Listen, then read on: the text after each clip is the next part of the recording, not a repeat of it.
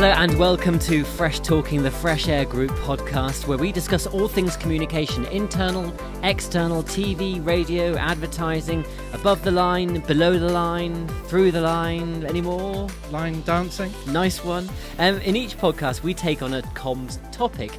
We discuss how we approach it as a production company, and we share our thoughts. We invite you to share with us your thoughts too, and hopefully we'll come up with some tips and tricks along the way that we can all make use of.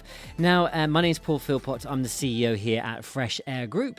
And I used to be Martin Burgess-Moon, and I'm the media production manager. So this one is going to be a podcast about podcasts, right? Yes, but what we're going to do is narrow it down by talking about how SMEs in particular can make use of them. That's right. We'll be talking about what podcasts actually are, what's involved briefly in making one, and why, as an SME, you should consider using one.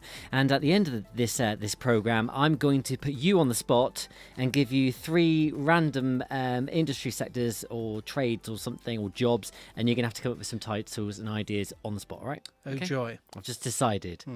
Okay, well, let's start by asking, what is a podcast? So what does it achieve, and why should anybody do it? Okay, this is a podcast, isn't it? It is. Brilliant. Yes. Question answer, we can go home now.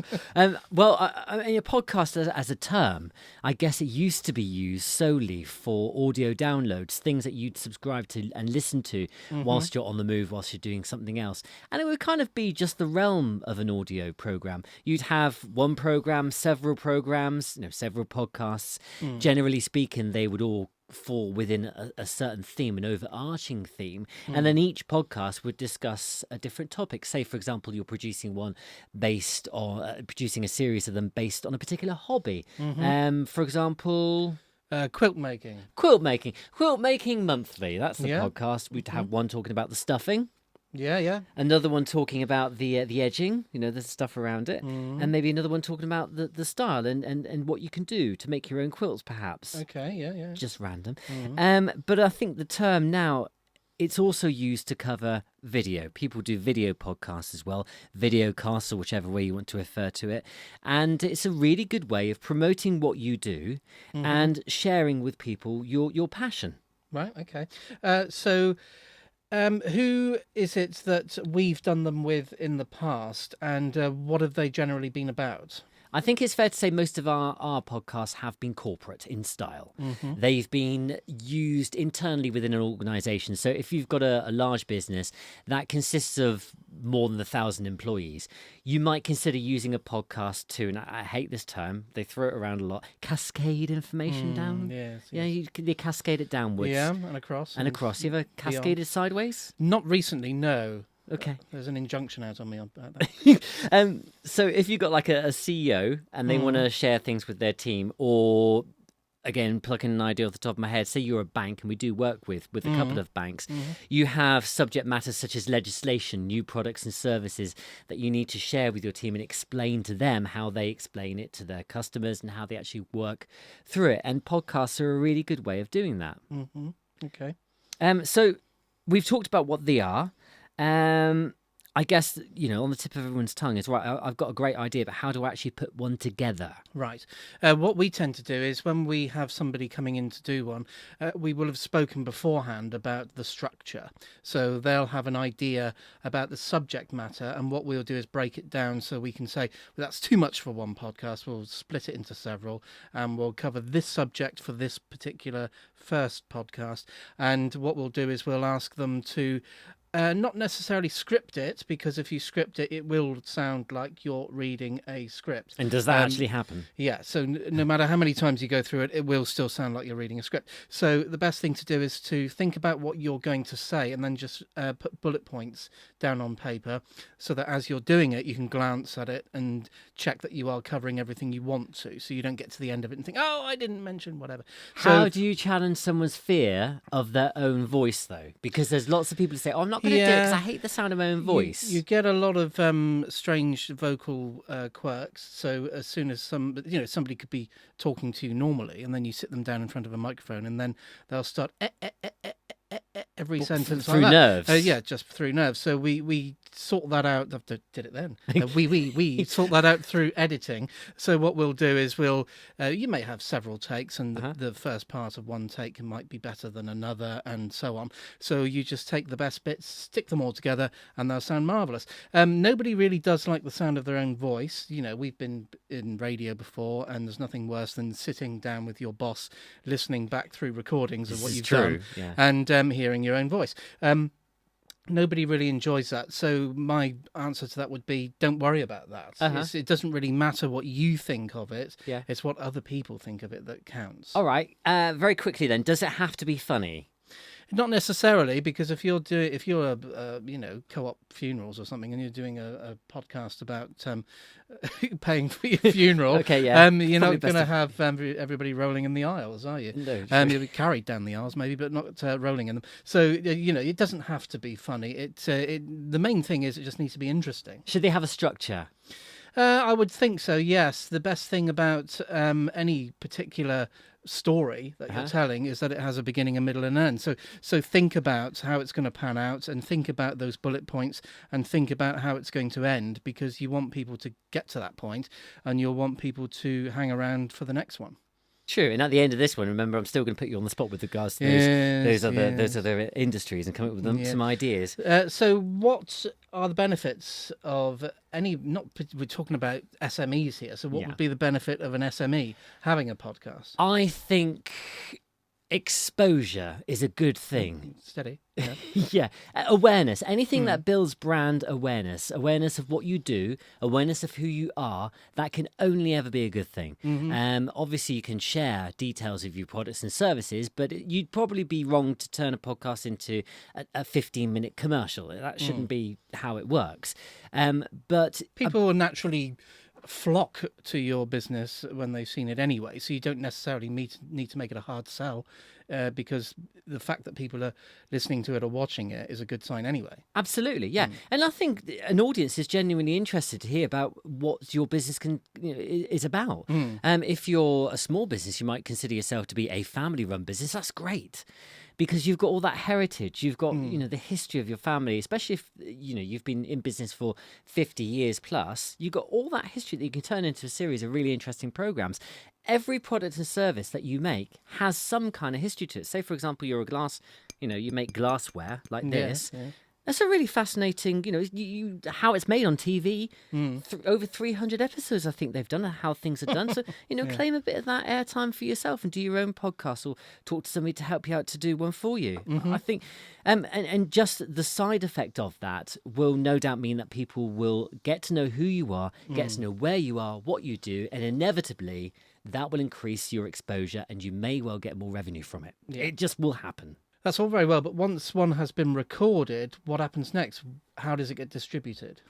Well, you can, of course, make it available for download on your website, so you can distribute it through channels that you own.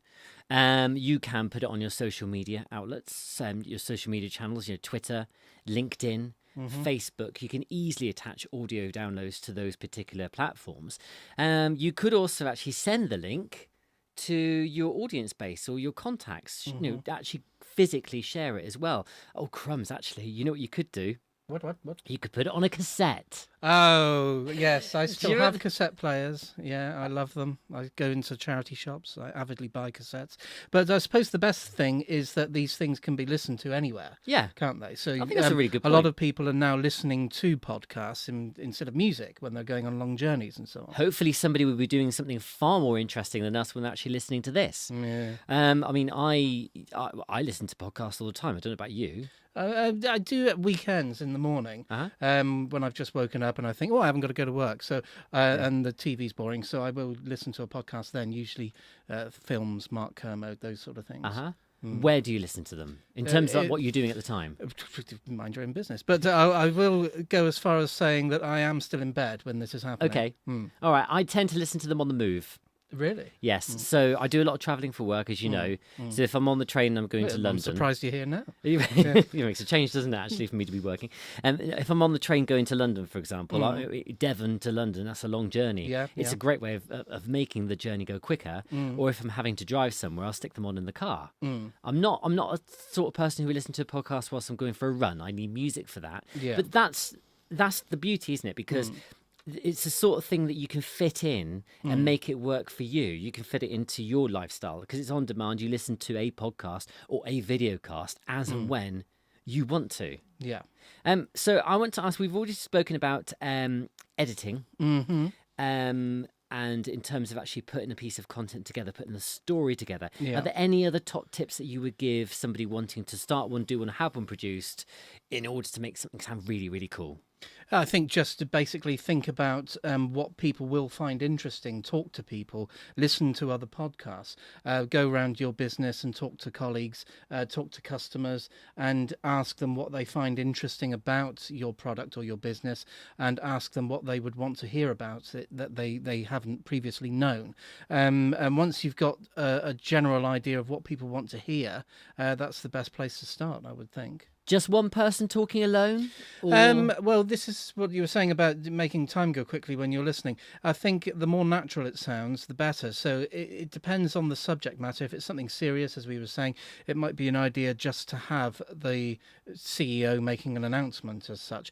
Or if it's something that is more news-like, where you want to be interviewed, then we can get an interviewer in to do that.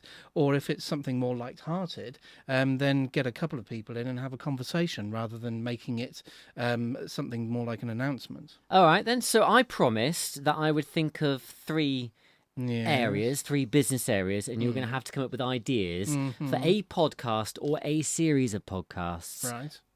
On the spot. Okay. All right. Yeah. The first one that I have written down here, whilst I think of the other 2, is solicitors. Okay. If you're soliciting, I think the best thing to do would be to split your podcast into subject matter, because one of those things that there's too much to put into one podcast. So split it into various segments and then ask people what they want to know about those subjects. Because a lot of people get confused when it comes to things that are legal. Yes. So there will be a lot of questions. So do it as a Q&A. Good, I like that idea. Okay, this is particularly visual and probably a bit nasty to give you as a subject, but interior designers. Okay, that's something that would be good as a video, because you could go around and ask people what are their tips for interior design, and you could use things from your business, your products, in order to do videos where you are guiding people through what to do. So it could be almost like a QVC style thing where you show people how to use these products, All right. how to get the best out of them. Would it translate to audio? What if, Yeah, I don't see why not, because people have been cooking on the radio for years, so I don't see why people can't do DIY and interior design on the radio. That's a really good point, yeah. All right, and the third and final one, carpet cleaners. I'm a carpet cleaner. I clean the carpets. Okay, well, I'd be interested to know why somebody got into that business in the first place. You could do that as the first one could be, why did I decide to do carpet cleaning as a business? Because people would want to know. And also that could lead on to various interesting spillages and stains they've come across over the year and how they've got rid of them. Okay, all right, especially some of the stains in this studio right now. Yes, that's just nerves. All right, well, I think that pretty much covers everything. As I say, thank you very much for listening. I'm sure you've found it's been an absolute pleasure. It has for me. And we'd like to hear your thoughts. And if you have any questions, you can always get in touch with us via the website, freshairgroup.co.uk, or tweet us at the production studios at Fresh Air Studios.